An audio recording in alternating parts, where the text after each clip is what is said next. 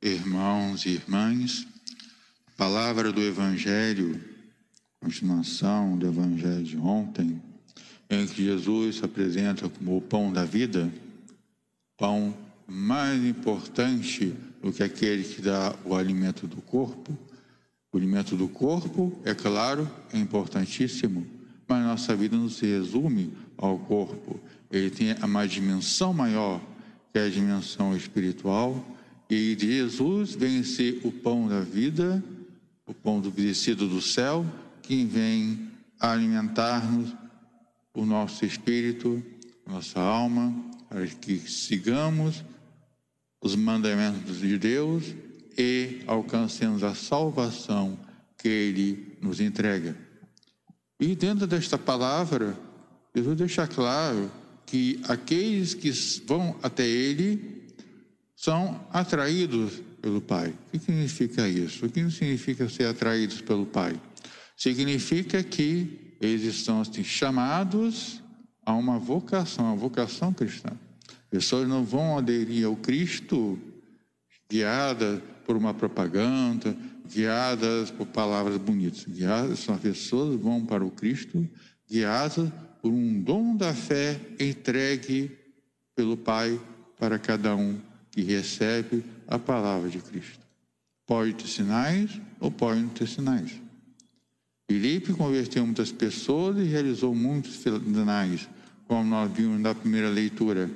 Mas aquelas pessoas não teriam recebido o Evangelho se, além disso, primeiramente, eles não tivessem recebido do Pai esse chamado a reconhecer seu Filho Jesus como Senhor e Salvador. Aí recebendo o dom da fé, de modo que os milagres, os sinais, eram apenas complementos, não eram mais importantes, mas apenas complementos daqueles que eles receberam. Tanto é que muitos foram os sinais que Jesus realizou, mas nem todos acreditaram, nem todos perseveraram, porque alguns foram oferecidos o dom e rejeitaram. E houve até aqueles que, de um momento, receberam o dom da fé, o dom de acreditar, mas devem deixar de lado, mas também abandonaram. Então, quando o dom Pai, o dom que nos é oferecido, não é abraçado, pode vir fazer feito todos os sinais possíveis. Não haverá a fé, não haverá a entrega a Jesus. Entrega a Jesus, que faz com que sejamos confiantes, mas também faz com que nós também sejamos prudentes, sejamos sábios e procuremos preservar-nos para melhor servir a Deus. Pegamos o exemplo da própria primeira leitura, em que diante da perseguição, muitos dispersaram para poder se preservarem. Alguém cínico poderia dizer que, mas eles não confiam em Deus porque então se dispersaram. A nossa confiança em Deus não significa nós colocarmos em situação de risco. Em nossa confiança em Deus não significa nós sermos imprudentes. Aquelas pessoas se dispersaram, menos os apóstolos. Os apóstolos se mantiveram em Jerusalém, porque eles que foram colocados por Jesus na condição de liderança da igreja, eles tinham aquela responsabilidade de ser, pelo menos naquela hora, de ficarem ali para sinalizar, para ajudar aos fiéis. Ou se dispersaram para se preservar, mas junto com isso, significava que eles estavam fugindo? Não, significavam que, usando a prudência, usando o temor, usando a sabedoria que Deus nos deu, eles souberam se resguardar para poder melhor servir a Deus e melhor servirem os irmãos.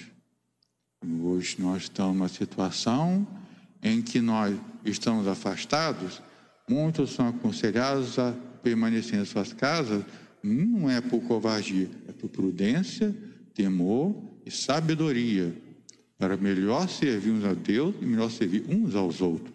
Preservamos uns aos outros a saúde que Deus nos proporcionou, preservamos aquilo que nós recebemos para melhor servi-lo e glorificá-lo. Ficamos muito atentos a isso, procuramos as palavras daquelas pessoas prudentes, pessoas que falam que é correto para ser feito neste momento, para exemplo dessas pessoas da primeira leitura. Se afastaram da perseguição, se dispersaram com medo? Não. Prudência,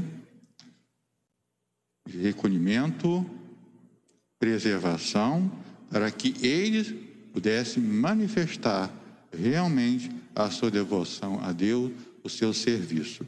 A igreja nunca incentivou uma pessoa a ser mártir. Por quê? Nunca incentivou.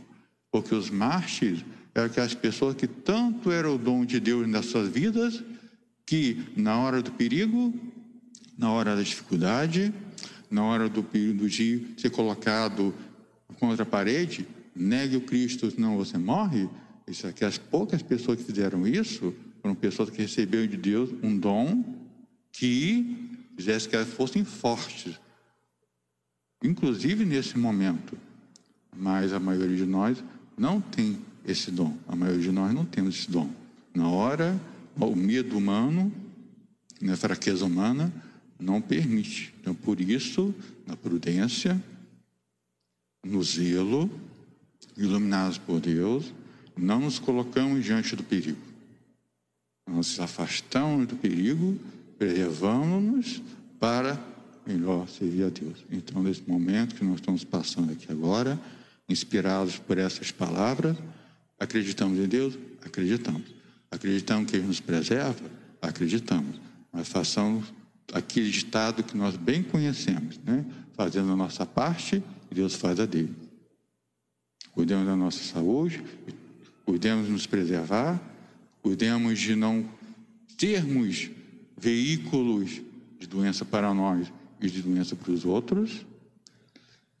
Sigamos as recomendações que são colocadas e deixemos que Deus cuide do resto. Deixemos que Deus cuide da nossa vida, porque nós sabemos, estamos cientes e estamos fazendo a nossa parte. Seja para nós mesmos, seja para o outro.